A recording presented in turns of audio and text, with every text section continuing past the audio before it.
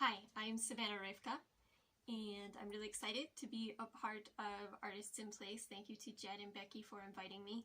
And I'm a folklorist. I've been spending the past 3 years living and working in parts of Europe and Japan, working predominantly with folk music ensembles.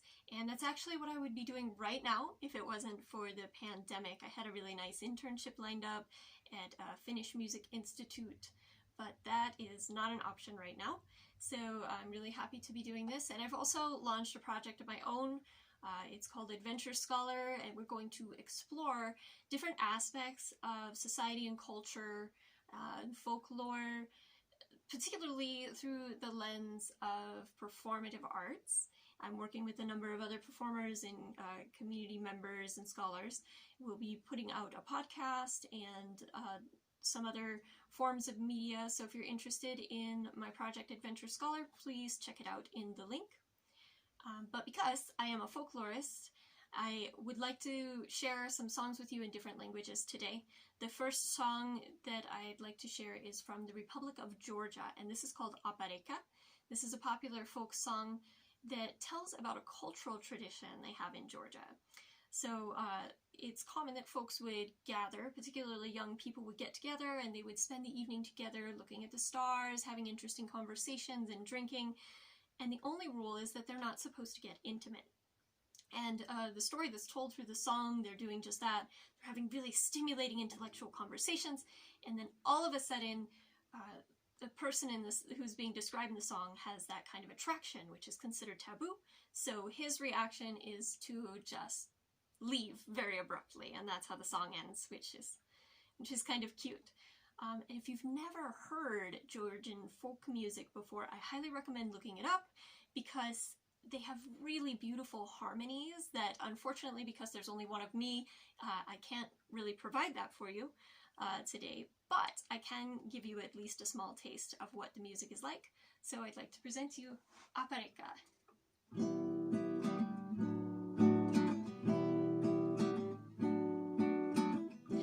Shachane o Apareka, Tware da Twitwisken Itoleba, Kalab Shatodrad Mapareba, Anab Sekoshirad Mikolepa, Tkesemeshen Soferi Vikene Bio, Kamega Vitanat Saubari, Karabnu Amire Fikre Bio, Mam Shotgaegone Naubari, Mam Shotgaegone Naubari.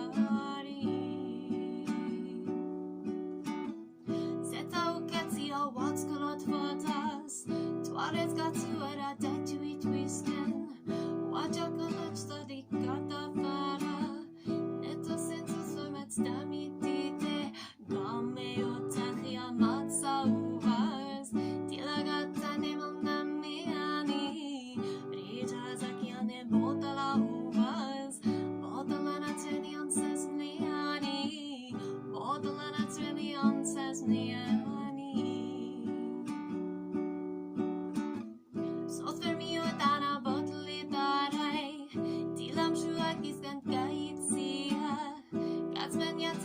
Gata tsala, nera eshmakura chahitsina, kolmaluk mamiska tavdakara, kidoertis kuyoche surisa, sasmal kate kota fara, tanatis o periquetu sista, tanatis o periquetu sista.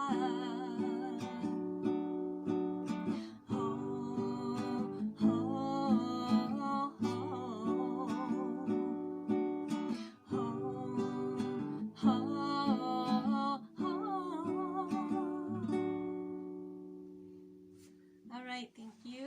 And for the next one, I want to address something a bit more serious, and it's a bit different. It's through a poem. So I spent some time in Bulgaria, and I should say that the outfit I'm wearing right now is this is a traditional Bulgarian outfit, and I can stand up and show you, I'd especially like to show you this apron here. It's very colorful, and the back in particular has a lot of really beautiful detail. And I met the woman who made this skirt. She made it on a loom, and she is also very active in the folk ensemble in her village of Draginovo. And folks are always performing in these traditional outfits. They also will wear them for special occasions like weddings. But yeah, they're very beautiful, expressive outfits. But while I was in Bulgaria, it was really a wonderful experience, but I had a bit of a hard time. And something that I took away from it as a learning experience was it helped me to sort of understand the way privilege and oppression works in that culture.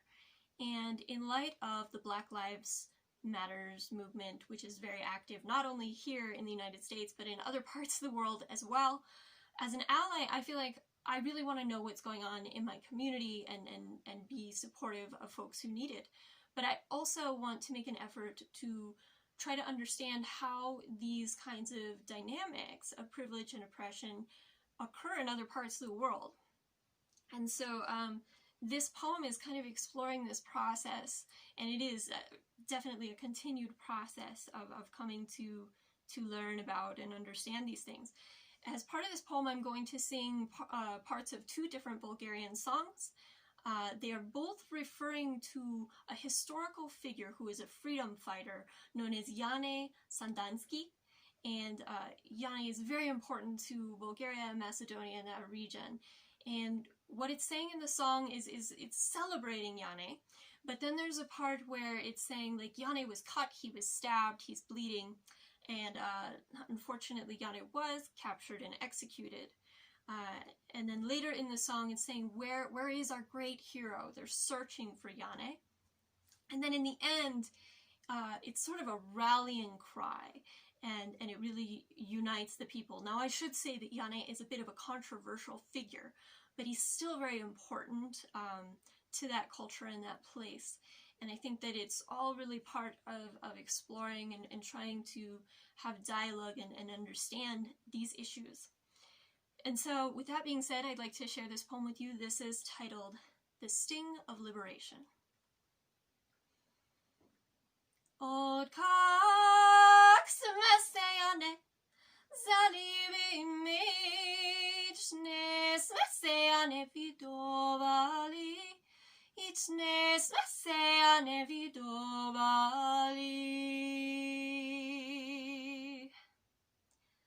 I was living in a land with freshly adorned swastikas, yet the landscape was simultaneously interspersed with monuments dedicated by the Jewish community to those who had given their lives fighting against the Nazi regime. It was on these streets that I swore I could see the ghosts of yarmulkes like halos over heads of darkly colored hair.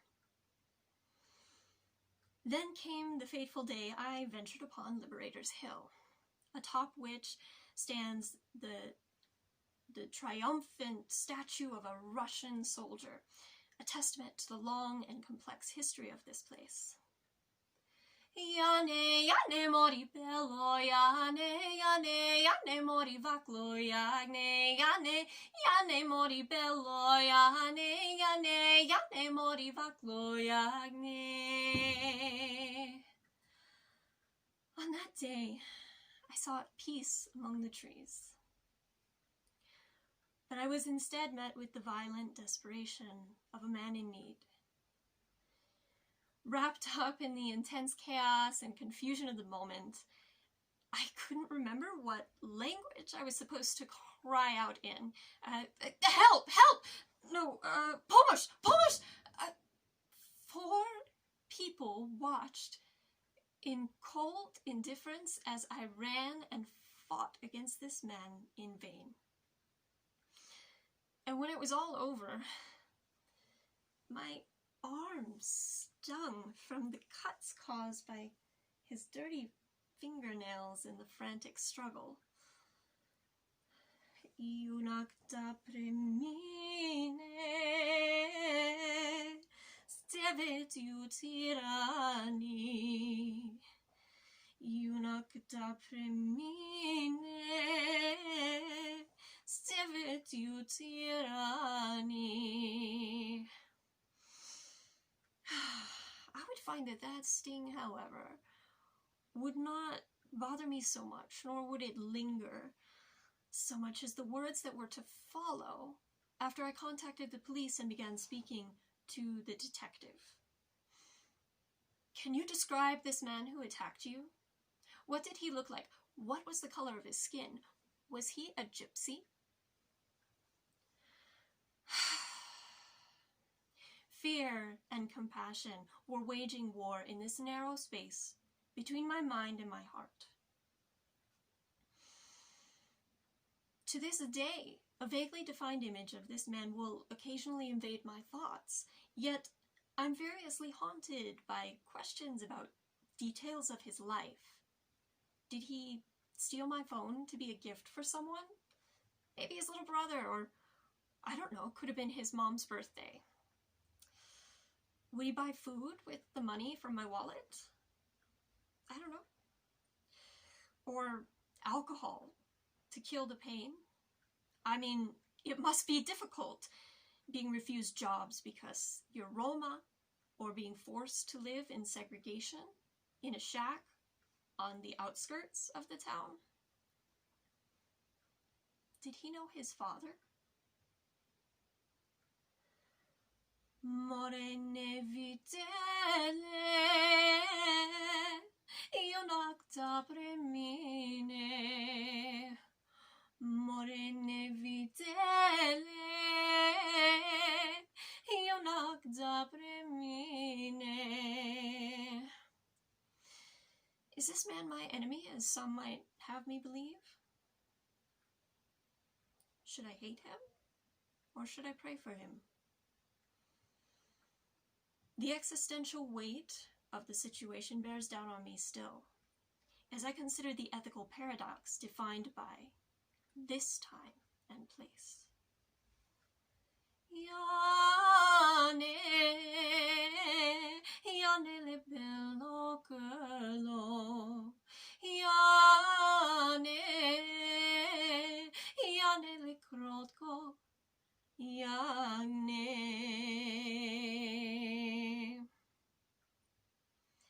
Thank you for being with me on that.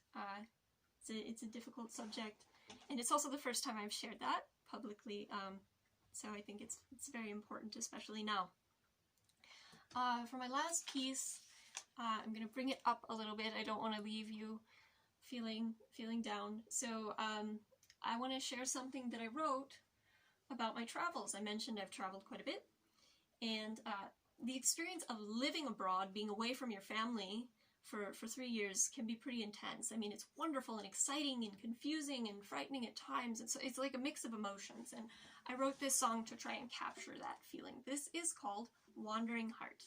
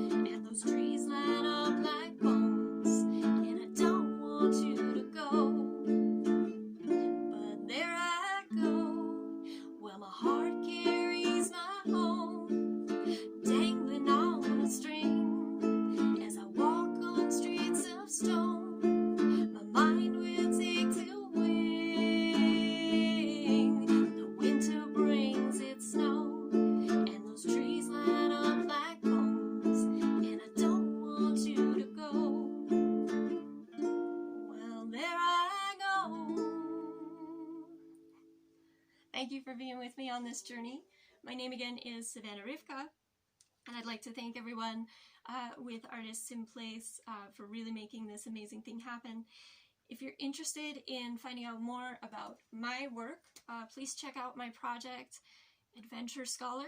We have all kinds of media we'll be putting out and a podcast. And if you would like to donate to this project and all the amazing folks that have performed, please use the Venmo artist_in_place. And thank you so much again.